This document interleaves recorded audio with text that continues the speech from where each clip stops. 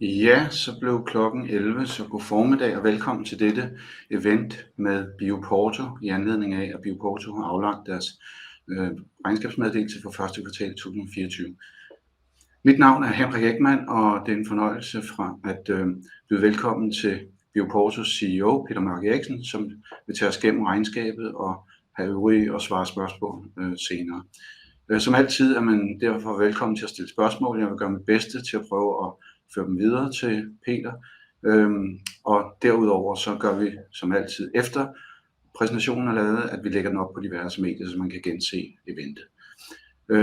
Så med det, Peter, en stor velkomst, og jeg kan se, at aktiemarkedet har taget godt fra her til morgen. Aktien er op cirka 10%, så der er store positive forventninger til, hvad du vil sige. Så værsgo. Tusind tak, Henrik. Ja, første kvartal i 24 har gået efter de planer, som vi har lagt. Som I alle ved, så kom jeg ind først på året, lavede en planlægning for de næste 2 til 3 år, og jeg kan sige, at første kvartal har levet fuldt op til det, som vi havde og forventninger i planen. Hvis vi kigger på highlights for Q1, 80% vækst har vi set i USA og på indkald, og det er jo en af de markører, som man primært skal kigge på, når man skal kigge på udviklingen af BioPorto. Det er netop, får det den her effekt omkring vores pædiatriske lancering i USA, så en 80% vækst i første kvartal er vi meget, meget glade for. Vi er også alle sammen klar over, at vi først begynder at se vores samarbejdspartnere i træde kraft i anden halvår, så det, der er sket i første kvartal, er udelukkende vores egen organisation og de efforts, der er blevet lavet der. Strategien er færdig, og det er den, vi kører efter. Vi kører benhårdt efter det. Altså, jeg tror, at det, I kommer til at høre hele det her år og hele næste år, det er execution. Vi kommer til den plan, vi har foran os, og følge den slavisk over de næste par år, for at sikre os, at vi får den vækst, som vi tror på, at det her kan skabe. Vi er også i gang med at lave instruments expansion. I ved, den er godkendt til C501 Rose-maskinen, og vi er i fuld gang med at kigge på de andre maskiner. Vi er også i gang med samtidig med at tale med de partnere i forbindelse med den her maskine ekspansion. Og det er Abbott, det er Siemens, og det er Beckman Coulter og andre. Så alting kører efter en tråd lige i øjeblikket. Vores voksengodkendelse i USA, der er vi så langt, at vi er færdige med at lave protokollen og er i gang med at tale med sites og finde sites, der skal enrolleres og finde den virksomhed, der skal hjælpe os med at styre vores trial. Så igen, alt efter planen. Som I sikkert også har lagt mærke til, så har vi fået et nyt management team. Vi har fået Gry Husby Larsen ind som Chief Legal Officer, og i går annoncerede vi, at vi har fået en virkelig topkandidat til at styre hele vores kommercielle USA-forretning. Jeffrey Haas kommer med en lang Abbott-baggrund inden for in vitro diagnostik, så et absolut et kæmpe asset, vi har fået ind. Så vi glæder os virkelig til, at han starter her på mandag, hvor han møder op her i København til de første møder mellem ham og jeg omkring vores planer. Vi bibeholder vores guidance for 24. Vi kigger jo selvfølgelig også meget spændt på alle de aktiviteter, som vi laver her i det løbende år. Så det er eventyrligt væsentligt, at vi bliver ved med at overholde dem. Strategisk roadmap, bare for alle sammen at forstå. Det, som vi kigger ind i nu, det vi har fået en godkendelse til, det er et over $200 millioner stort marked til børn. Det vi kigger ind i, det er, at ved at få den adulte, så kigger vi ind i en 3 milliarder marked. Så det er eventyrligt vigtigt, at vi også får adults. Men alene børnestudiet Og børnemarkedet er i og for sig en fantastisk business case, så i sig selv er det meget spændende alene som en virksomhed, fordi der er ikke andre på børnemarkedet, vi konkurrerer med, så jeg håber på, at penetreringen på det børnemarked går forholdsvis hurtigt. Igen her, som I har set, så er det fase 1, der har vi nogle strategiske objectives, vi skal nå. I fase 2, der kan I se, der har vi nogle nye, som er i 2026. Som vi har fortalt markedet, så er det vores mål at have en omsætning, som er tæt, som ligger i stedet mellem 15 og 25 millioner dollars i udgangen af 26. Vi satser selvfølgelig for at være tæt på den høje ende, som både giver os et neutralt EBITDA, men samtidig med også gør os cashflow positive. Og det er det, som hele vores fase her, når vi arbejder, det går ud på at gøre. Vi går også ud fra, at vi i slutningen af 26 kan submitte til godkendelse for voksne, og det tror jeg er en meget, meget væsentlig milestone, hvad jeg skal kigge på. Nye produkter. Vi kommer til på et eller andet tidspunkt at tale om nye produkter. Jeg tror, det der er vigtigt for os, i hvert fald i den første fase, de næste 1,5 år, er, at vi fokuserer meget på dels vores pædiatriske growth, men også at vi får adult op at køre. Næste fase, der kommer vi til at kigge på, hvad har vi af andre muligheder. Fase 3, jamen der har vi en helt anden historie, fordi der har vi adult inde, og forventningerne til det er, at vi får en forholdsvis høj vækst i omsætningen, samtidig med, at vi også begynder at tjene penge. Hvis vi kigger lidt på det, det er nogle af de her forventninger, som vi har, og det har vi også sendt ud i planen, at vi i 29 har plus 100 millioner dollars i revenue, og et fornuftig indtjening på det tidspunkt. Og som jeg har sagt, 15 til 25 millioner i 2026. Hvis vi kigger på de finansielle resultater, som vi har, så kan vi se, at Q1 rammer vi 9,5 millioner mod 8 millioner sidste år. Og væsentligst i den her betragtning, det er det, at NGAL har vokset meget, meget stort, hvorimod vores antistofforretning er lidt skuffende, men igen, det er heller ikke den fremtidige forretning, det er ikke der, vi skal fokusere, og det er heller ikke det, jeg kommer til at tale meget om i de næste kvartaler. Vi kommer til at fokusere på vækstraterne i NGAL, så hvis man kommer til at høre de her udsendelser, så bliver det 2 ting, jeg kommer til primært at snakke om, det er vækstraterne på NGAL, men også hvorledes går det med vores voksne studie. Jeg mener, det er det essentielle i BioPorto lige nu. Hvis vi kigger på det, så kigger vi lidt på EBITDA, og hvis vi kigger på første kvartal 2024, så har vi et minus på 15,3, og for at tage en masse spørgsmål, når vi guider et sted, der er væsentligt højere, så ligger en del af de her omkostninger i 24, de ligger i sidste halvdel, og det er primært de adulte forsøg, der starter op i slutningen af 24, og derfor begynder at koste mange penge. Det giver os selvfølgelig også muligheden at variere lidt efter, vi ser, hvordan situationen er, men et rigtig, rigtig godt resultat, både på top- og bundlinje for første kvartal.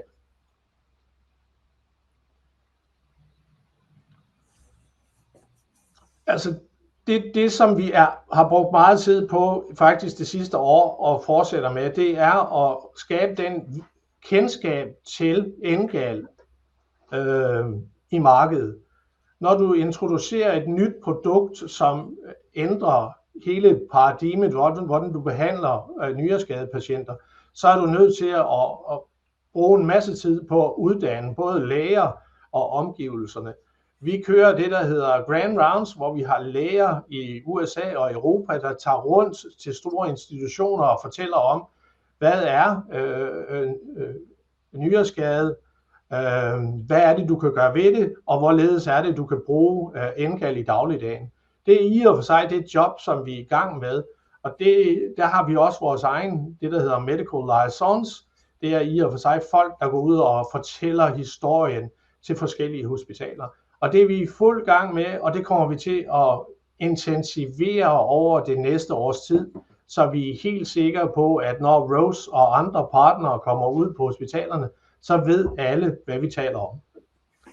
Derudover så er vi også i gang med at skrive en forfærdelig masse papers til det kliniske område, så vi sikrer os, at alle inden for nefrologi, alle der har med nyreskadede patienter at gøre, har en rigtig forståelse af, hvad er det, vi gør, og hvad er det, vi kan gøre bedre.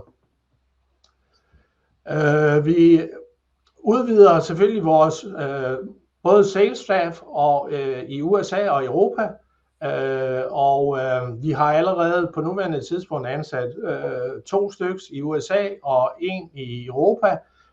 Igen så bliver det her gjort stadigvæk med at sige, hvad er det for en økonomi vi har, hvor hurtigt skal vi gøre det, hvor hurtigt kan vi kontrollere det. Så det er en kontrolleret vækst, som vi kigger ind til.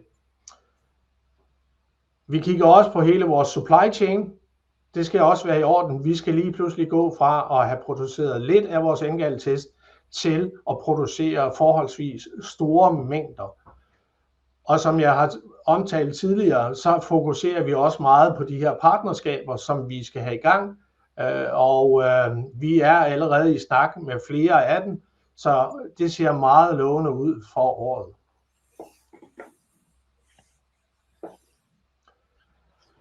Hvis vi kigger på lidt den her expansion-strategi, så kan I se her, og I skal ikke helt bide mærke i, om der står Roche, Quidel, Siemens.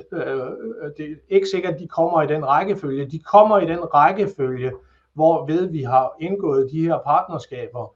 For jo hurtigere og mere aktive de her partnere er, jo hurtigere får vi de her maskiner også godkendt i FDA. Så det bliver vores prioritering. Som I ved allerede, så har vi lavet en udvidelse af kontrakten med Rose fra at tælle deres nuværende storceller C501 til den, der kommer i fremtiden, der hedder C503. Og det synes jeg er eventyrligt væsentligt, at vi faktisk også er en del af det fremtidige.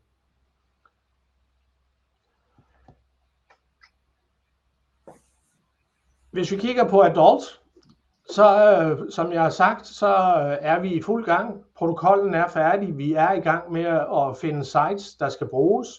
Der skal bruges alt mellem 12 og 18 forskellige hospitaler, der skal hjælpe os i perioden.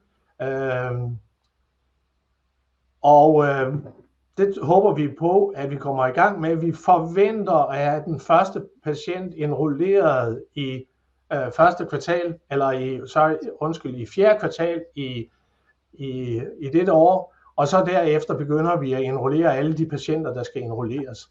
Og igen med en forventet indsendelse til FDA ultimo 2026. Som I ser her, det er de mennesker, der skal sørge for at lave eksekveringen i teamet. Det er mig selv, det er Gry, og det er Jeff, og så har vi selvfølgelig en masse vigtige folk, der er ude i markedet, som både styrer det kliniske og det salgsmæssige. Vi er i proces om at finde en CFO, og vi forventer, at vi i hvert fald har lavet en aftale med en CFO her i anden kvartal. Som I kan se, execution of phases, det er også det, kommer I også til at se hver eneste gang. Og sige, hvad er target for perioden indtil midt 25? Status, hvad er det, vi har lavet i første kvartal? Vi har lavet en aftale med Rose. Vi har instrument expansion processen i gang. FDA-protokollen er klar. USA expansion og er også i gang. Vi har en ny CEO, så indtil videre kan vi sætte checkmark ved alle de aktiviteter, vi havde. Og I kan se her, hvad er det for nogle forventninger, vi har til Q2 2024, at vi skal have gang i. Så det kommer vi til at køre på den her måde, så I kan se, det her det er, hvad vi lover i Q2. Det er det, vi lover i second half, og det er det, vi kommer til at leve op til.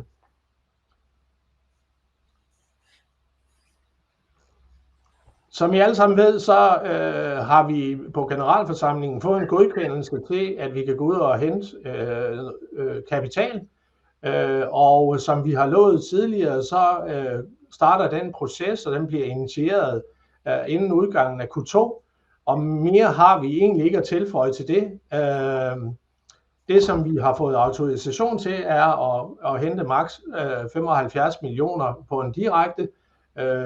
Så det er nok det fokus, som man skal kigge på i forhold til kapitalfremskaffelsen.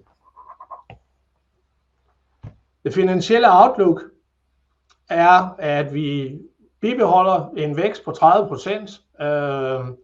Vi kommer til at se, at der er en hockeystick-effekt, da vi får ROCE ind i anden halvår. Vi har stadigvæk en EBITDA, som ligger mellem 11 og 13 millioner i negativ, og vi forventer cirka 40 millioner kroner i omsætning, altså en 6 millioner US dollars omsætning. Igen, fokus bliver, at vi vækster pediatric, og vi sikrer os, at adults bliver godkendt til tiden. Det var alt, jeg ville fortælle i dag, så velkommen til spørgsmål. Tak skal du have, Peter. Ja, og der er heldigvis mange spørgsmål. Stor interesse for, hvad der sker nu med udrulningen af NGAL-testen. Og hvis vi starter, skal jeg lige have her. Der bliver spurgt her, om I regner med, at salget af NGAL-testen her i 24-25 alene kan dække firmaets udgifter, så det der skal bruges ekstra penge til, det er kun NGAL-ansøgningen til voksne.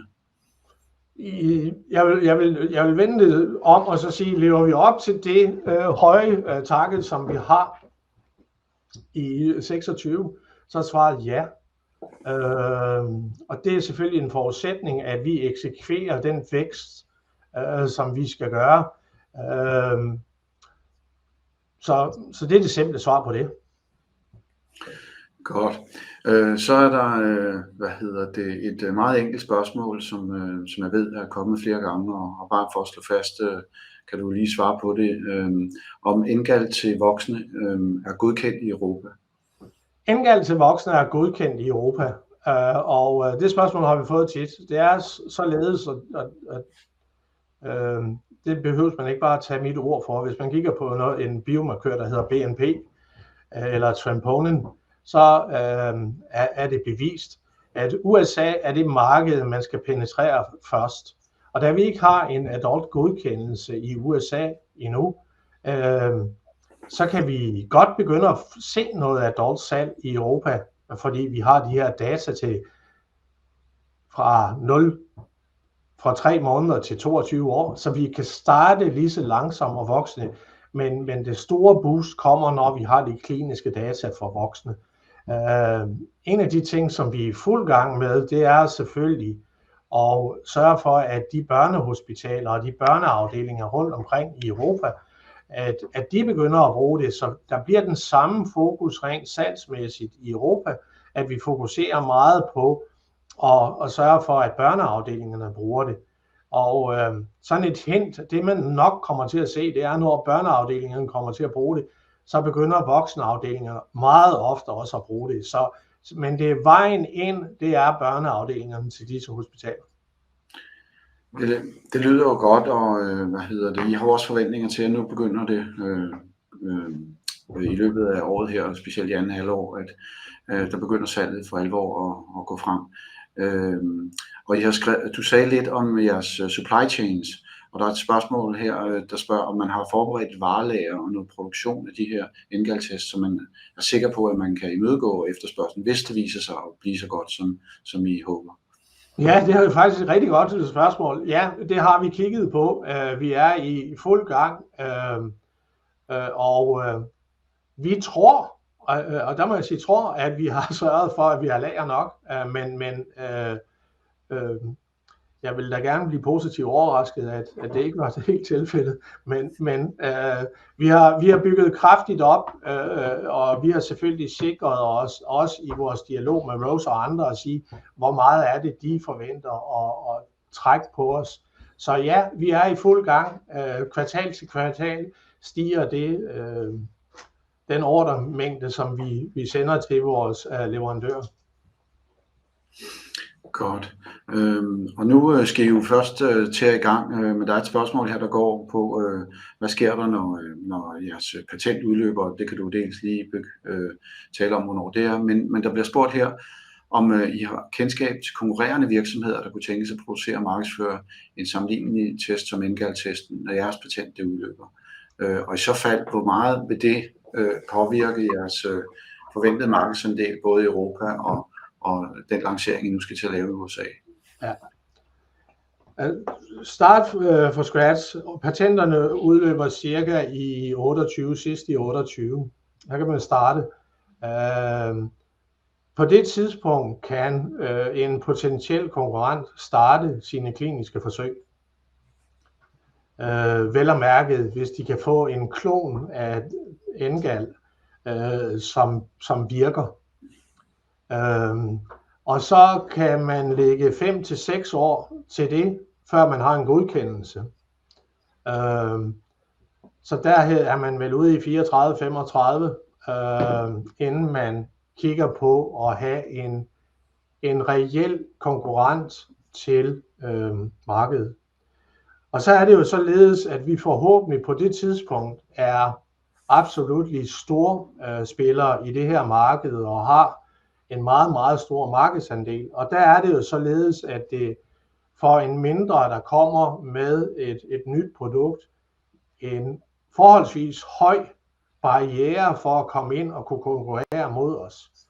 Men selvfølgelig tager det noget, men der er jo masser af plads. Hvis vi snakker om et 3 milliarder US dollars marked, som vokser et sted mellem 5 og 7% om året for tiden, jamen så tror jeg, der er plads til flere. Det er der jo også, når Novo kæmper med eller Lilly på fedmemarkedet. Jeg tror, der er plads nok til, at vi begge to kan lave en meget, meget sund forretning. Men jeg ser ikke rigtig nogen komme på banen før på det tidspunkt. Det vil være meget svært, fordi de skal gennemgå den samme kliniske proces, som vi har været igennem. Godt. Og forventningen er selvfølgelig, at det her salg det vil begynde at starte for Pediatrics. Og ja, din nye CEO i USA, han er citeret for her at sige, at der stort set ikke er sket noget på det her marked de sidste 50 år. Og det lyder jo som om, at når nu I kommer med noget her, så er der jo stort potentiale. Men omvendt kan man vel også sige, at det jo et eller andet sted illustrerer måske, at der er nogle indgroede vaner og procedurer på de her hospitaler, som kan være svære at overvinde. Har du nogen kommentarer til det? Jamen det har jeg jo, og det er jo derfor, hvis det jeg startede med at sige, at vi har et kæmpe opgave i at uddanne det marked, som jeg sagde. Derfor har vi professorer, der render rundt og laver grand rounds, hvor de fortæller om det her. Vi har vores medical liaisons, for de må ikke være salgsfolk, som går ud og fortæller, hvordan er det, man bruger det her, og hvordan ændrer det den måde, man behandler patienter på. Så ja, han er kommet ind i det her, fordi han kan se det samme, som jeg så for mange år siden, at her er der virkelig en mulighed for at gøre noget kæmpe forskel for patienter. Er det let at ændre vaner i hospitaler? Nej, det er det ikke. Men vi tror på, at med den approach, som vi lægger for dagen, jamen så kommer vi til langsomt og sikkert at ændre, hvordan man bruger det.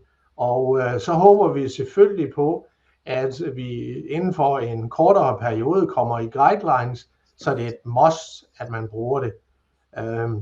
For at sige, at vi er lidt på vej, hvis man kigger på FDA i dag, hvis du skal lave en medicin til nyreskade, skal den reelt testes med NGAL. Det er et krav fra FDA, at i det panel, hvor du tester for nyreprodukter, så skal det testes med NGAL. Så jeg synes, man allerede nu er begyndt at se en åbning for, at det her har sin berettigelse, og at næste step er selvfølgelig i klinisk brug, at vi også kommer i guidelines, hvor der står, at hvis du har en patient, der har de her symptomer, så skal du teste med NGAL. Og lige snart det kommer, jamen så bliver det her en meget, meget lettere opgave. Men det er vores opgave de næste par år at sørge for at uddanne så mange som overhovedet muligt.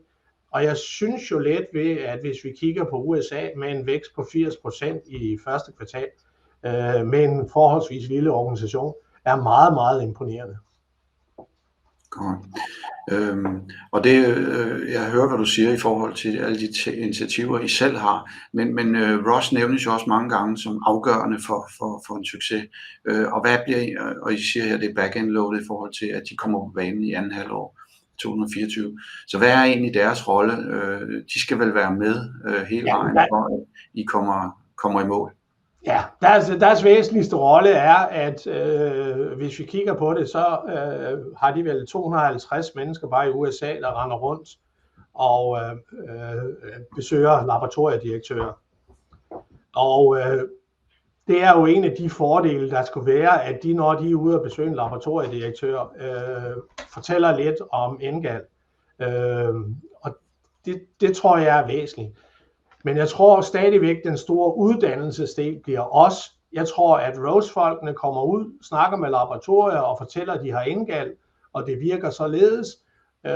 Dem, der så har fået en forståelse og en grundfilosofi af NGAL, kommer til at enrollere det forholdsvis hurtigt. Så Roche er mere arme ude og tale med alle laboratoriedirektørerne. Hvis vi sammenligner lidt, så har vi 5-6 mennesker totalt i vores salgsorganisation. Hvis så Roche kommer med 220, jamen det hjælper absolut at komme ud med produktet til de rigtige steder. Du har jo selv flere gange snakket om den her adult indication som helt afgørende, og det er den, I nu er i gang med at forberede og kunne indsøge ansøgninger om at få. Der bliver spurgt her, hvorfor tager det egentlig så lang tid at få godkendt til adult trial, når nu man har fået det godkendt til pediatrics? Det spørgsmål har jeg også stillet mig selv 1000 gange. FDA siger, at vi skal have diversiteten, aldersdiversiteten, den menneskelige diversitet, så vi får Hispanics, vi får Afro-Americans, vi får alle ind i forskellige aldersgrupper. Det er deres krav, og det tager lang tid. Vi skal enrollere et sted mellem 600 og 900 mennesker, og det tager tid. Derudover så skal man analysere alle de her mennesker, så det er primært tid, det tager. Og så et rigtig godt spørgsmål vil være, hvad er risicien? Altså det, som jeg synes, vi har minimeret, da vi lavede vores børneforsøg, så fik vi i og for sig faselisten, hvordan vi skulle køre vores kliniske forsøg. Det fortsætter vi med og bruger den faseliste til at lave adults. Og så er efter min overbevisning, den risici, der er ved at få en godkendelse fra adults, det er, at børn og voksne, der er der en lille forskel på følgesygdomme. Og det er det eneste, som jeg ser som risici i forbindelse med det her kliniske forsøg. Og det må jeg have lov at sige, i forhold til, hvad vi har set af risici tidligere, så er det absolut at minimere risiciene. Så vi skal måle op mod vores egen, i forhold til, hvor vi har målt op mod andre, så nu skal vi måle op mod vores egen. Og vi har store forhåbninger til, at det viser det samme på voksne som på børn. Kom. Tiden løber, Peter, men der er stadigvæk en del spørgsmål, så vi prøver lige at nå noget af det igennem. Der bliver spurgt her, du har selv snakket om det her research use only salg, der er sket indtil videre. Og der bliver spurgt her, at det må være en meget sikker form for potentiel omsætning, der nu sker for de her hospitaler, der har brugt det, når der bliver spurgt her. Det må være lavt hængende frugter, som bare skal plukkes og udgøre en stor stigning i omsætning. Altså hvad ser I i forhold til det her research use segment, hvor de må være meget villige til at bare stå og vente på at komme i gang med at bruge jeres produkter? Ja, det er jo delvis rigtigt, men vi skulle lige tænke på, at hvis de ikke har en C501, så har de ikke et FDA-godkendt produkt. Altså hvis de kører research use only op på en Siemens, så er det stadigvæk research use only på Siemens. Det er alle vores Rose-kunder, som skifter til at have et FDA-godkendt produkt. Det er sådan, det hænger sammen. Men det vi ser, det er i første kvartal, det er en del nye kunder, samtidig med, at det er udvidelse af forbrug af dem, vi tidligere havde som research use only. Og det er klart, at dem, der er blevet skiftet til at være FDA-godkendt produkt, altså Rose-kunderne, jamen de udvider, og det er lavt hængende frugter, det er jeg helt enig med dem i. Godt. Og så er der spørgsmål her, som sikkert er svært at svare på, men det er jo ikke desto mindre uhyre væsentligt. Det her kæmpe marked, I nu adresserer, eller først for børn og siden forhåbentlig for voksne. Hvad forventer I egentlig at få af markedsandel? Altså hvad snakker vi om sådan i grove træskolængder, og hvor hurtigt? Fordi det kan jo være ekstremt lukrativt, eller det kan være en nicheforretning. Så hvad er egentlig jeres forventninger her? Jamen altså, vi har selvfølgelig nogle interne forventninger og sat ind. Altså vi har ikke været ude at fortælle om det. Det vi har været ude at fortælle om, det er, hvad vi plus 100 millioner i 29. Og jo tættere vi kommer på, og jo mere forståelse af, hvor hurtigt vi kan penetrere de forskellige markeder, så kommer vi også til at informere omkring det. Men pt. Har vi ikke mere, vi kan sige om det. Så bliver der spurgt her, at nu er NGAL-testen godkendt til børn i USA. Vil der være andre lande, som anerkender FDA's godkendelse, så BioPorto kan sælge testen til andre lande uden for USA, og dermed slippe for at skulle igennem en ny godkendelsesprocedure i de her lande? Ja, der er nogen, hvor det ligger op af, men vi kan vende om at sige, at IVDR og FDA-kombinationen gør, at det er åbne for rigtig mange lande. Der er stadigvæk nogle få, som har deres egen registrering, som for eksempel Kina, som vi ikke har i planerne endnu og starte med at penetrere. Men ja, det med IVDR-registrering og en FDA-godkendelse, så når vi meget, meget langt. Og vi skal lige huske på, at når vi har kigget på det her market share, er det primært den vestlige, det vi kalder den vestlige verden. Godt. Så bliver der spurgt her til, jeg har tidligere haft aftaler med Abbott og Siemens. Hvad er der egentlig sket med dem? Vi har aldrig haft en aftale med Abbott, kan jeg sige. Vi har lavet en krydslicensaftale med Abbott. Vi har aldrig haft en decideret aftale med. Og Siemens, den er faldet ud. Da vi lavede Siemens-aftalen, forventede de, at vi havde en hurtigere USA-godkendelse, og det har vi ikke. Og dem er vi selvfølgelig i gang med at snakke med dem alle sammen igen. Men Abbott, ingen aftale. Partnerskabsaftale. Okay, der bliver refereret til, at spørgeren mener, at I havde en aftale tilbage i 2014, men mere principielt så her. Altså Henrik, jeg vil gerne påpege, når det er forkert information. Vi lavede en krydslicensaftale med Abbott, og det var det, der blev sendt ud i et announcement, fordi at vi begge to havde patenter. Det, som Abbott havde en rettighed til, det var, at på et eller andet tidspunkt, når vi havde en FDA-godkendelse, og tale med os om et partnerskab. Og hvis man hører efter tidligere i fortællingen, så er det rigtigt, vi snakker med Abbott nu, og så videre, men vi har aldrig haft en distributions- og partnerskabsaftale med Abbott. Mere har jeg ikke at addere til det. Så bliver der også spurgt her, om I ikke skal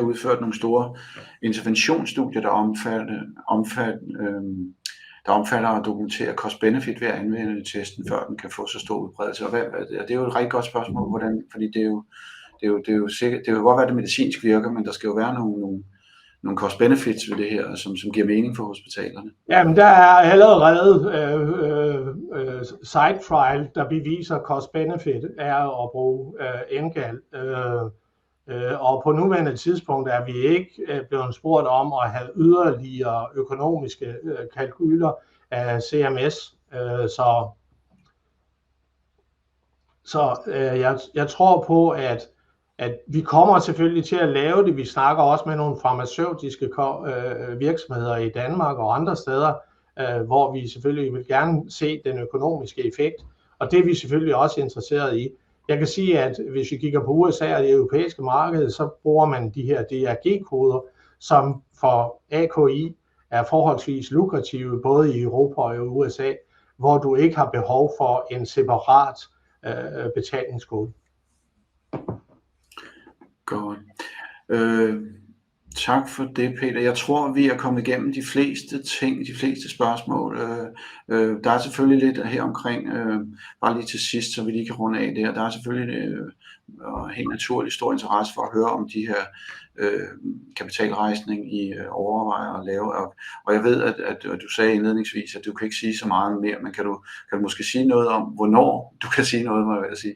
Fordi det er det synes jeg også, jeg sagde i begyndelsen, at vi initierer det ultimo i andet kvartal. Nu har vi fået autorisationen, og så sætter vi os ned og diskuterer med nogle af de aktører, som vi diskuterer med i øjeblikket. Og lige så snart vi kommer tættere på, så kan jeg love dig, så bliver markedet de første, der får at vide, hvad det er, vi gør. Godt. Så med de ord, så vil jeg gerne sige tusind tak, Peter, for at du havde tid til at gennemgå jeres regnskab og tage en masse gode spørgsmål fra lyttere og seere. Så også tak for det. Og som sagt, så vil vi lægge videoen op her på de diverse sociale medier, så man i detaljer kan lytte til, hvad du har dels har præsenteret og svaret på de enkelte spørgsmål. Så med det, tusind tak for i dag, og tak til dig, Peter, og til BioPorto for at deltage her, og må alle have en god dag. Tak for nu. Tusind tak. Hej.